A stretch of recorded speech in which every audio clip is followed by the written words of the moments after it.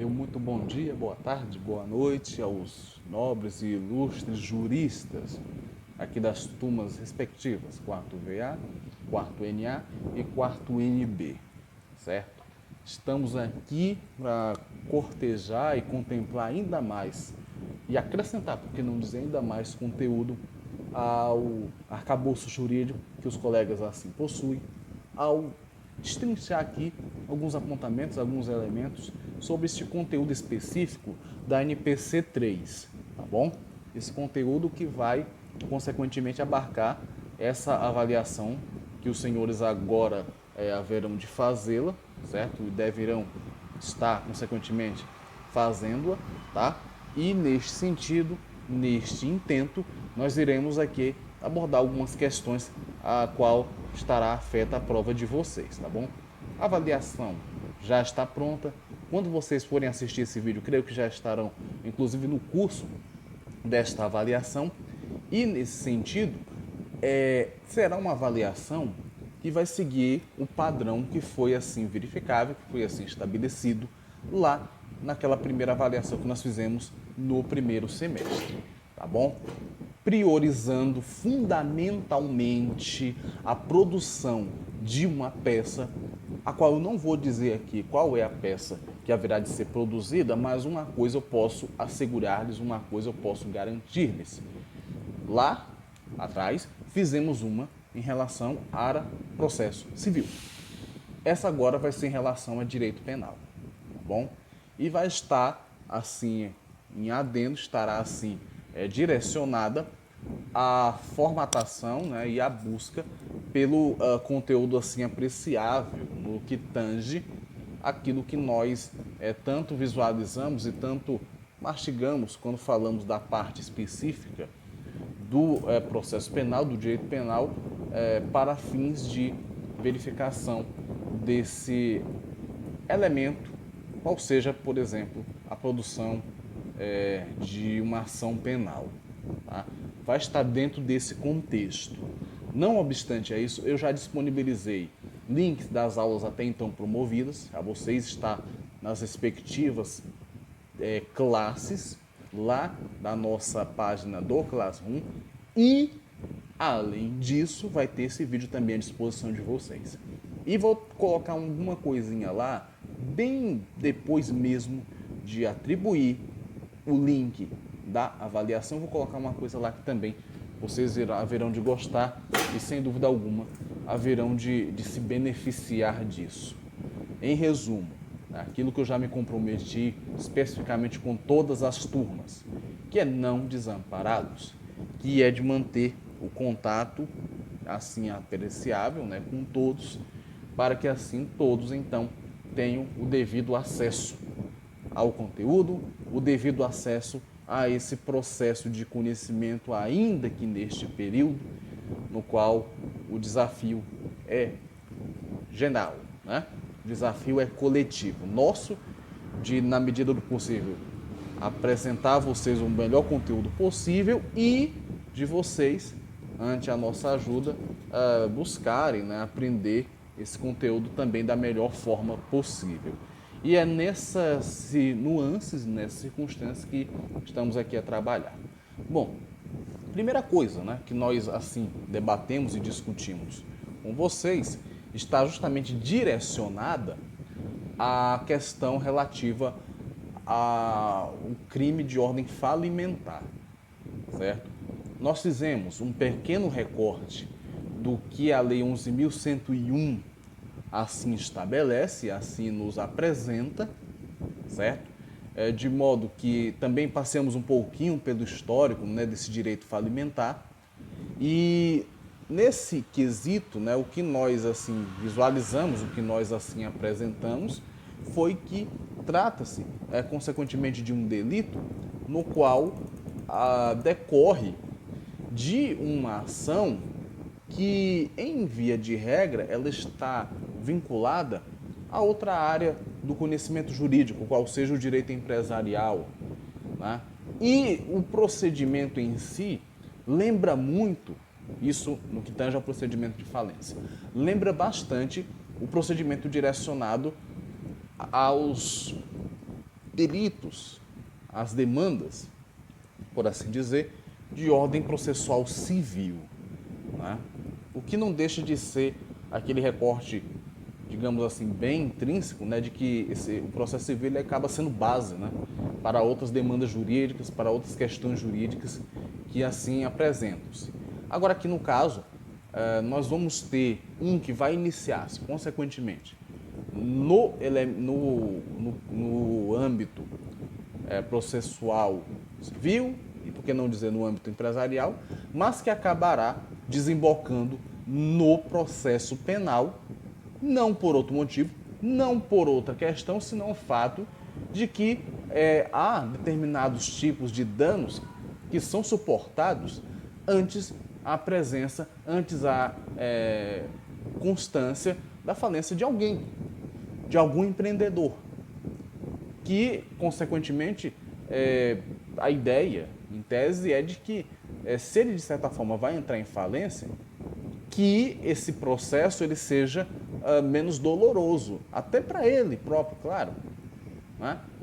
Mas, além dele, nós temos pessoas que contrataram com ele, nós temos pessoas que são credoras dele, já que ele, ao longo do exercício empresarial, realizou determinadas transações, determinadas atitudes, realizou determinados tipos de negócios jurídicos, e nos quais ele, ora, configurava-se como credor, ora configurava-se como devedor, o que é até natural, né? E assim você tem também a figura de associados, você tem pessoas que dependem daquele emprego assim, estabelecido por aquele empresário, e, portanto, se ele vier à falência, essas pessoas terão uma dificuldade muito grande de se reinserir no mercado de trabalho, seja por conta da procura, seja por conta da falta de vagas e, por que não dizer, por causa da própria demissão, né?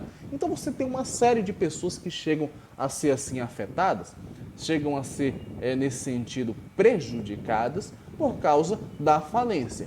E mais prejudicadas ainda encontram-se se do ato da falência sobrevier atitudes que claramente demonstram o descompromisso deste indivíduo em custear uma saída que seja benéfica para todos ante o procedimento de falência. Ele já sabe que faliu, né? Sabe-se já, tem-se esta devida ciência de que houve de fato uma falência, né?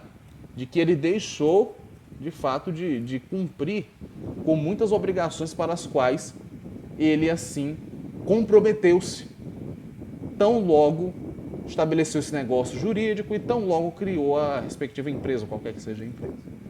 Mas aí, né, alguma coisa se perdeu no meio do caminho, certo? Alguma coisa acabou, de certa forma, entrando num círculo no qual ele perdeu o controle, a empresa não lucra mais. E aí o que acontece? Ele, vendo-se nessa situação, entende-se que ele, bom, vou pelo menos fechar essa empresa, mais adiante vou reorganizar a minha vida. Se for o caso, eu tento outro investimento, seja da mesma natureza, ou seja, de uma natureza diversa.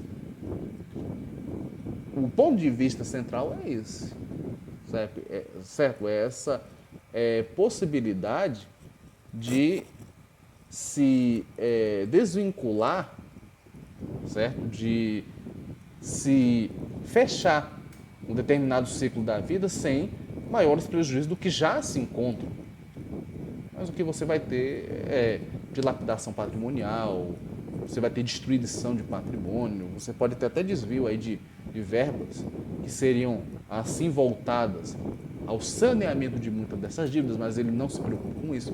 Em resumo, você tem aí, consequentemente, uma pessoa que talvez por orgulho ou mesmo por ganância não quer, de uma certa forma, cumprir com as suas obrigações, certo? Ou estando falido ou estando em processo de falência. Então, esse é o desenho que se faz, tá bom?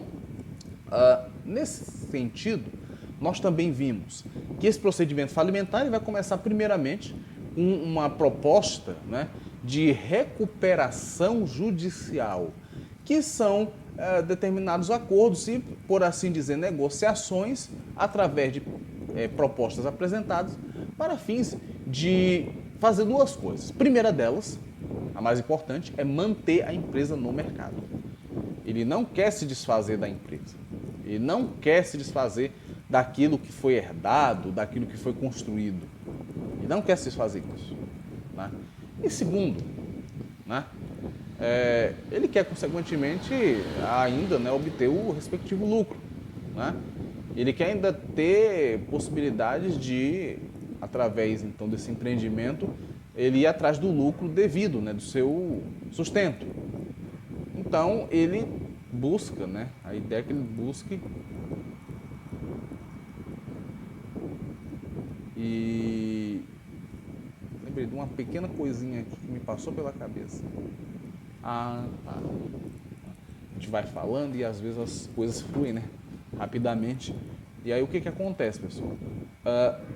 Ocorreu, né, que além dessa questão do lucro, ainda tem uma coisa que é muito importante, certo? O porquê da existência desse delito. Você tem, né, dentro da logística de economia de mercado, dentro de um país capitalista, você vai ter, certo, essa respeitabilidade ao lucro sendo algo extremamente importante. E nesse sentido, se pessoas deixam de lucrar, deixam de faturar por causa de outras, isso é um prejuízo gravíssimo. Né? Então, essa é uma finalidade também da Lei 11.101. Né? E nesse caso, vinculando essa questão da lei com o crime, ele não chegou a ser, de certa forma, tão destacado, porque é um delito que ele não costuma de fato ocorrer muito. Certo? Mesmo havendo essa condição, mesmo havendo essa possibilidade, inclusive, né, da pessoa fazer igual muitos já fizeram, que foi fugir literalmente do país com dinheiro, né? O fato é que você vai ter pessoas que deixam, de certa forma, de investir, de atuar, de trabalhar dentro daquela logística ali estabelecida. Tá? E isso é extremamente precário, né? Isso é extremamente sério. Né? E é nesse sentido, então, é que o delito ele tende a ocorrer. Tá? Uma respectiva finalidade de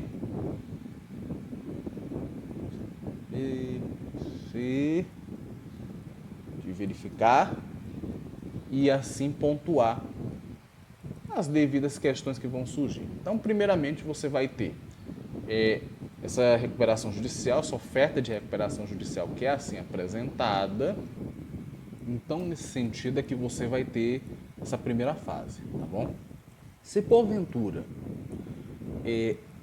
passou dessa fase, né, de apresentação dessa proposta e nada foi resolvido, absolutamente nada foi assim transcorrido, transparecido e legítimo, a gente vai entrar no processo falimentar, que vai começar com o afastamento desse empresário falido. Ele vai ser afastado, literalmente desligado da empresa. Haverá uma nomeação de um administrador judicial, tá?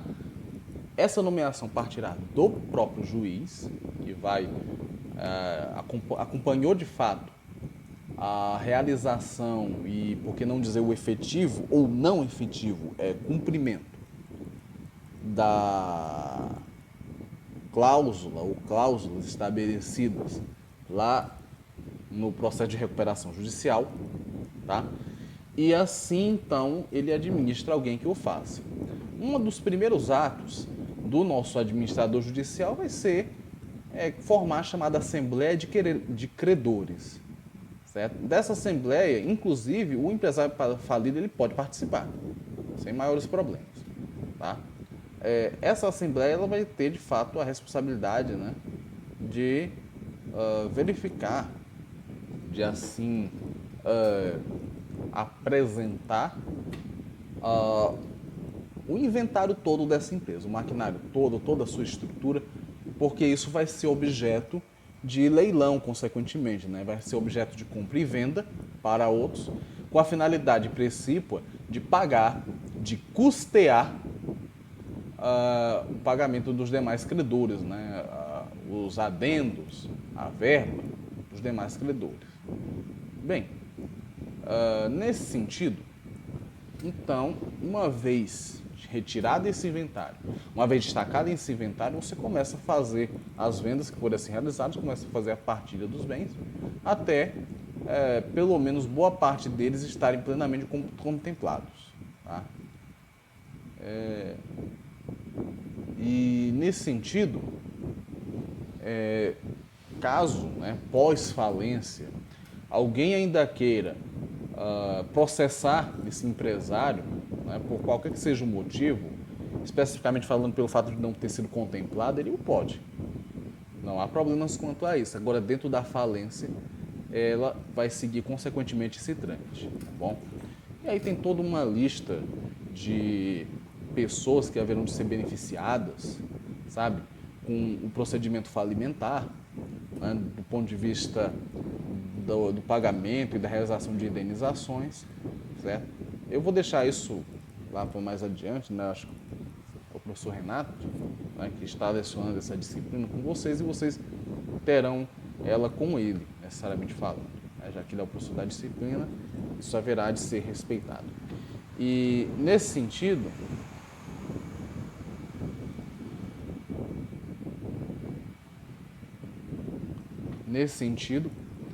nós haveremos de verificar, então, a possibilidade de ocorrência de um delito, né, de um crime de ordem, por assim dizer, falimentar. Tá bom?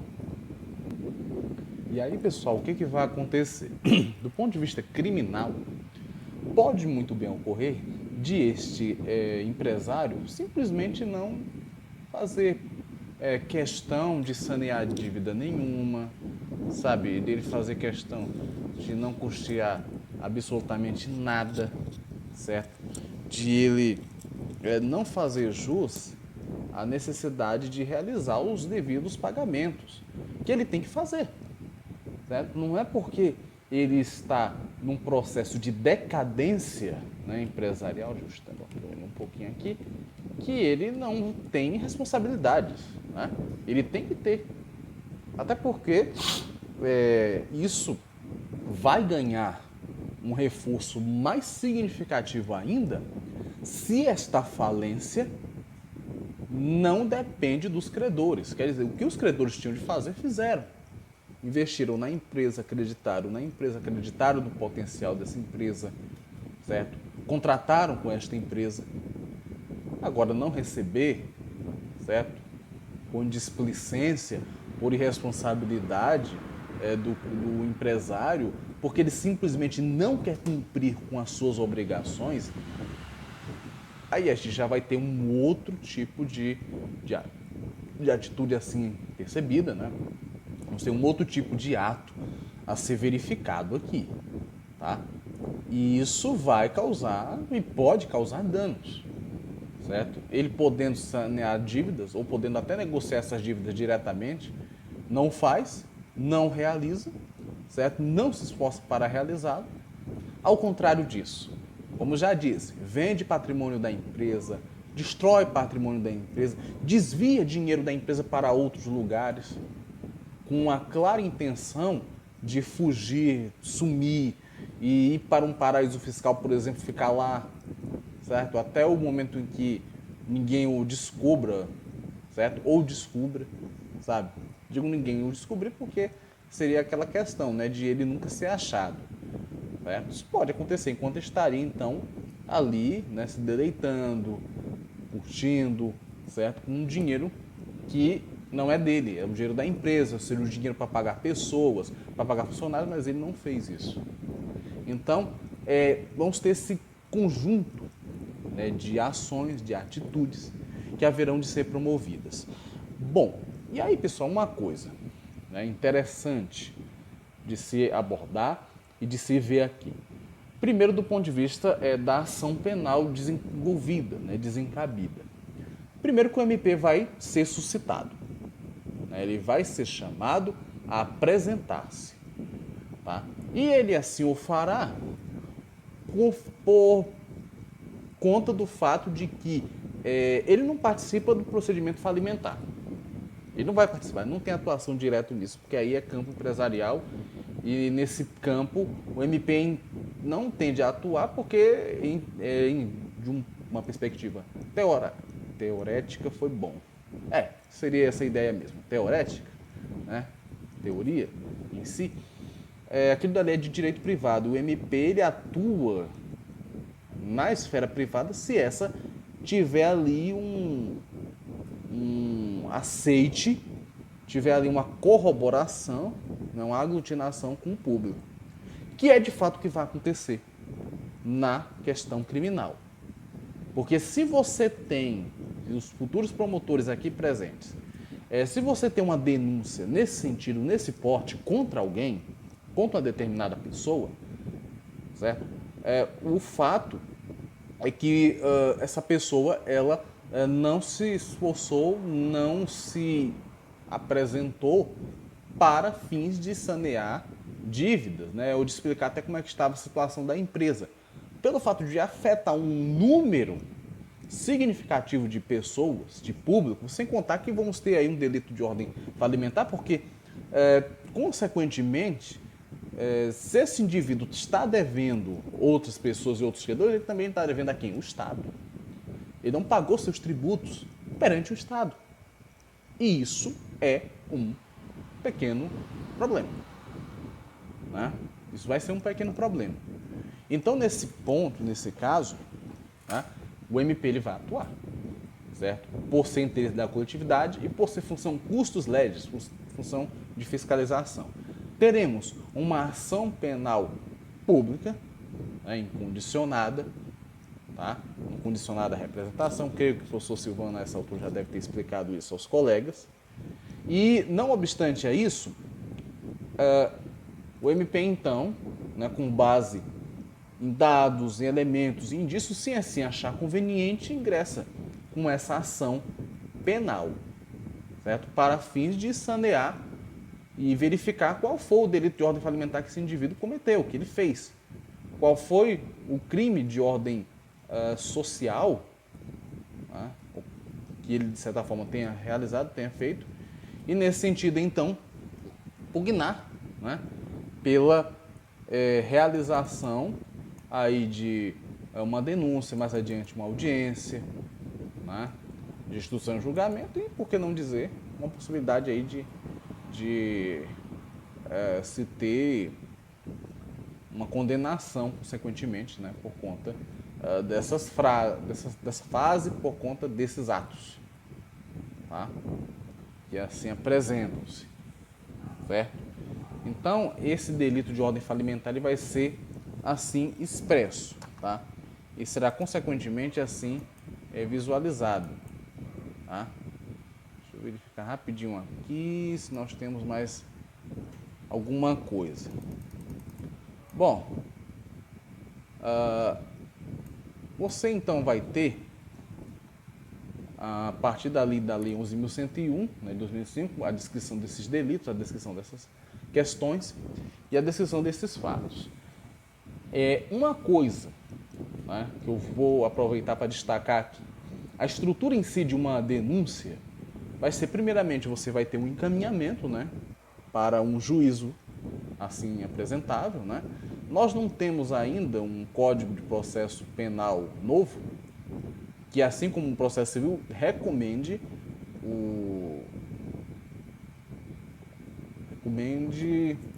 esqueci agora, meu Deus do céu. Você vai ter, né, tanto no processo civil quanto no processo penal, a questão relativa a recomendações, né, de como haverá de ser guiado o cabeçalho, né? O professor de vocês aqui é da época em que a gente, talvez até por força do Código de Processo Civil e depois do Código, né, de Processo Penal, de verificar, né, de se apurar que você vai ter ali ao juízo, né, ao juízo da comarca de Rio Branco, né, professor de vocês é da época que a gente colocava excelentíssimo senhor, juiz da comarca, da segunda vara civil da comarca de Rio Branco. Alguma coisa assim. Né? Geralmente era assim que tendia, não é, a funcionar, geralmente era assim que tendia a ser realizado, né, esse tipo de denúncia. Né?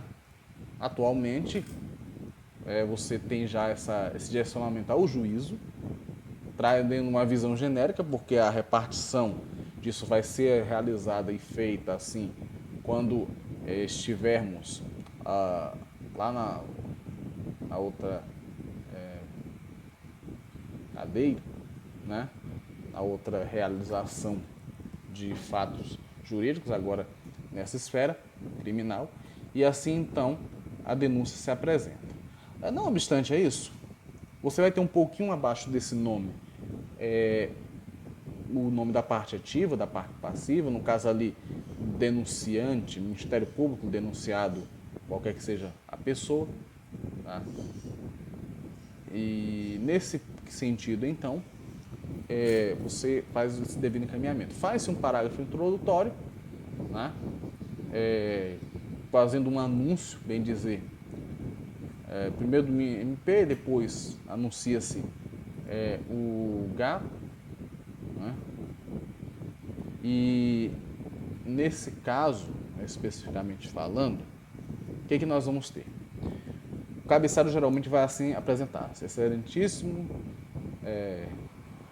Ministério Público, melhor dizendo, o Ministério Público do Estado do Acre, no uso de suas atribuições legais e constitucionais, geralmente eu coloco os adendos da Constituição e da legislação nesse caso, né, fazendo jus ao artigo 129, inciso 1, Constituição Federal, e ao artigo 41, inciso 1 do Código de Processo Penal. Né?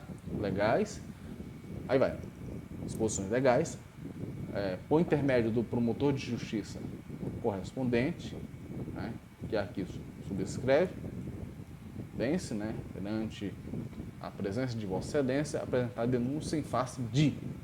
Aí você faz justamente um destaque aí, certo? Do nome da pessoa, idade, cor, altura, tá bom? Para fins de identificação, né? Bom, terminou essa parte, aí você faz um recuo, certo? À margem esquerda da folha, e lá você, bem separado, certo? Como se fosse uma citação direta, você vai ter o aspecto relativo à felicidade em si, né? Assim verificada, de que esse processo ande, né? Siga. E nesse caso, você vai ter ali o destaque relativo às identidades do investigado, aos fundamentos. Né? E nesse sentido, tão logo você conclui essa parte, você vai então partir para o histórico, certo? Você vai partir então para o histórico, no qual você vai narrar os fatos. Certo? Geralmente se narra com base no que o delegado de polícia se apresenta no inquérito, né? Ou briga entre irmãs. Então, o que eu pretendo em si nessa aula? Né? Termino essa parte relativa à apresentação, né? Relativa à questão agridoce, né? Que a denúncia, consequentemente, sempre apresenta, porque não é uma coisa fácil de se fazer, ainda mais nesse sentido.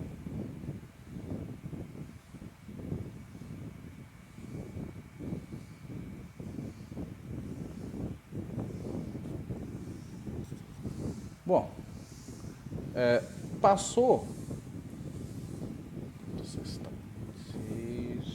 Tá. Aí passou, pessoal, dessa parte histórica, você então vai fazer uma pequena fundamentação jurídica.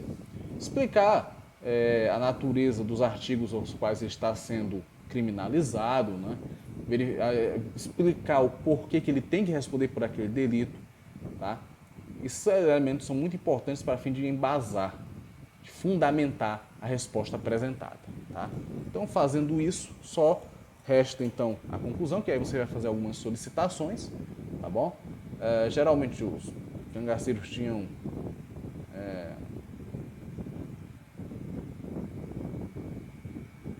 geralmente, né?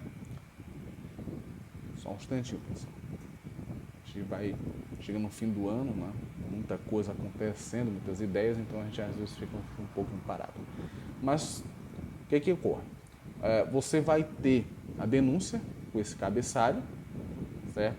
O texto introdutório, aí vem a qualificação do acusado, o histórico, que vai ser narrado do que ele fez, que ele deixou de fazer, e, por fim, os pedidos. Né? Os pedidos você vai fazer ali que a denúncia seja aceita, que as testemunhas compareçam em juízo, certo?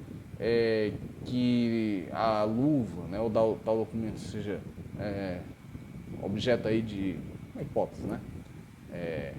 Seja objeto aí de perícia. Não obstante a isso, você vai pedir que as testemunhas sejam ouvidas e, por fim, né? Como eu já vi situações, né, do promotor já pedir logo a condenação nesse momento.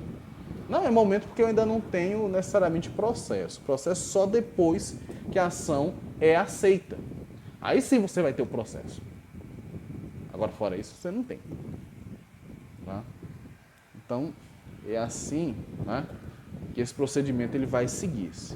Ele vai guiar-se. Tá? Claro que ao longo do tempo, né, poderemos discutir outras coisas, outros enlaces assim, interessantes, mas do ponto de vista processual penal, creio que seja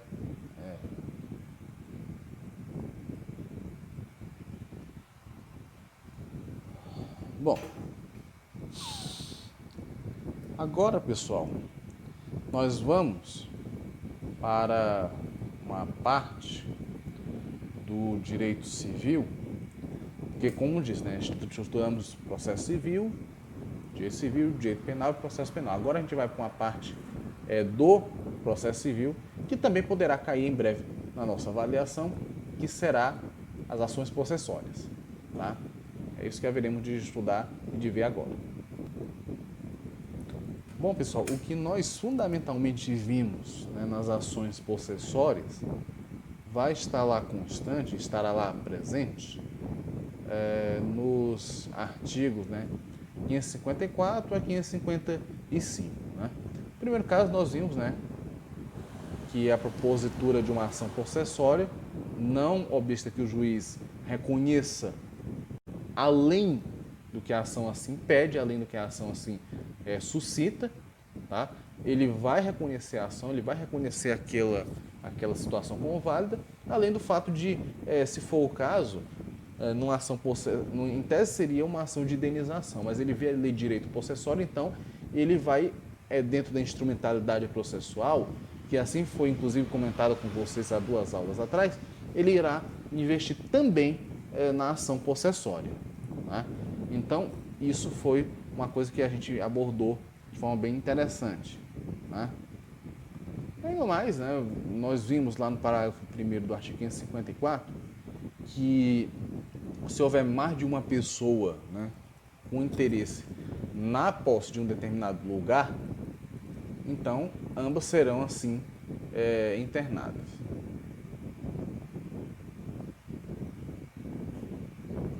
E nesse sentido, né, nós vamos ter a citação individual, se for o caso, né? Se for para uma coletividade que tem interesse na posse daquela terra, na posse daquele bem, então será para a coletividade essa notificação, tá bom? No artigo 555, nós estudamos, né, e assim visualizamos que a lei estadual concumular questões de uso possessório, né? E assim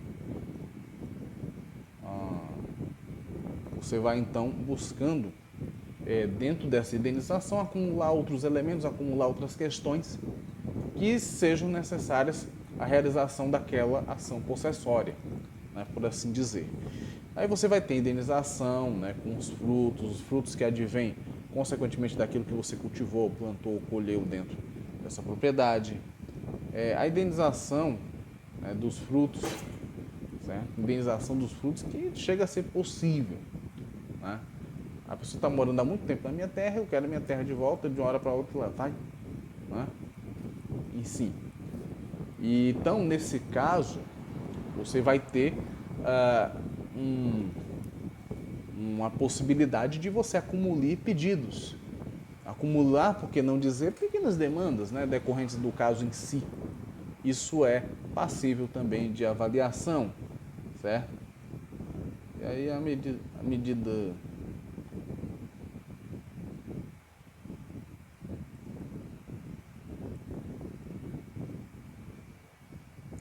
tá. Então, nós vamos ter essa questão, tá?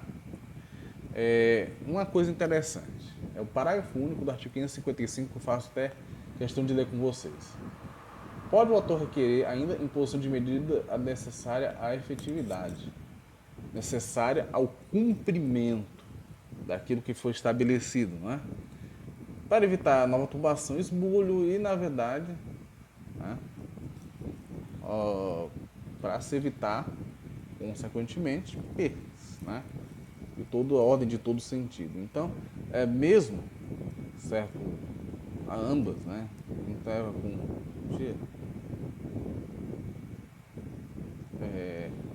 e assim, então, você vai ter essa possibilidade de acumular indenização, pedido de indenização pelos frutos.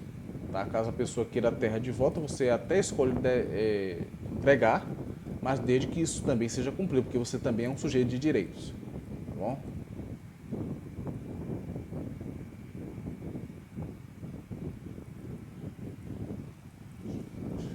Se nós temos mais alguma coisa aqui.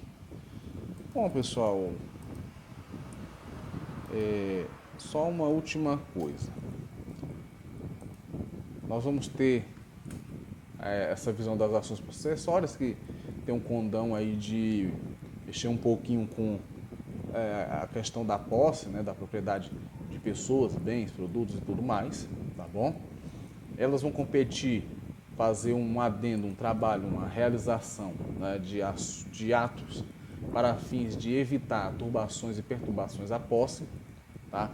Vamos ter, consequentemente, três formas, digamos assim, de ações possessórias. Uma é a reintegração, né, de posse, a outra vai ser a manutenção da posse, e outra, que talvez não pouco visualizada, mas é o chamado interdito proibitório, tá? Integração de posse, você vai ter manutenção da posse,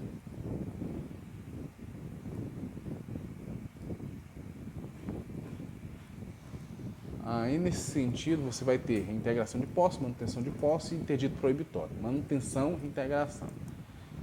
A ação de reintegração vai pressupor perda da posse mais esbulho. Você perdeu a posse do objeto, né? E, ao mesmo tempo que houve destruições, né? Houve expulsões, houve ameaças, né? À sua pessoa, certo? Você teve seu patrimônio arrebentado, quebrado. Isso tudo gera esbulho. Isso tudo é esbulho, tá bom? Aí vamos ter a ação de reintegração, ação de manutenção. Aliás, a ação de reintegração é perda mais esbulho. Perdeu e foi, consequentemente,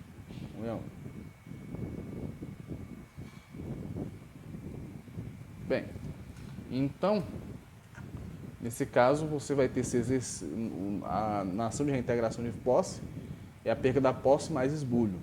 Reintegração é um incômodo, é apenas incômodos. A pessoa não chegou a ir às vias de fato que você só ameaçou, né? Só, de uma certa forma, aquela situação específica, né, de ver alguém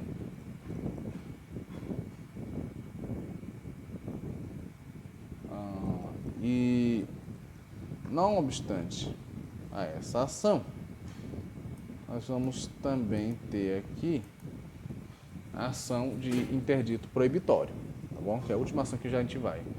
Ele vai, assim, ser apresentado quando tiver justo receio contra esbulho ou turbação ali presentes, tá?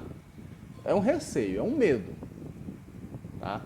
Você sente algum sinal, alguma coisa, ou até mesmo do ponto de vista físico, lhe é apresentado alguma coisa que você fica receoso. Né? Use-se um interdito proibitório. E aí você, assim, antecipa a ameaça ou esbulho. Se sente, você toma a atitude e, digamos que ela cessa. Né? Seria essa a visão.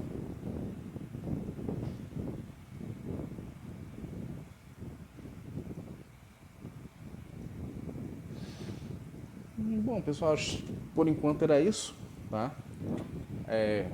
Vai ficar à disposição de vocês essa videoaula, tá? As outras videoaulas já estão à disposição. Vou disponibilizar também conteúdo, tá? E nesse sentido, então, plenamente amparado vocês estarão, tá bom? Desculpem aí alguma interrupção no vídeo, certo? Algumas questões a gente vai pensando, né? E vai buscando pontuar aqui. Qualquer coisa, se tiver alguma confusão, me procurem, tá? Por gentileza. Não hesitem, tá? Procurem para que eu possa, assim, ajudá-los da melhor forma possível, tá bom? Grande abraço, uma excelente prova a todas. Alia jacta est. Sorte está lançada e assim então seguiremos firmes.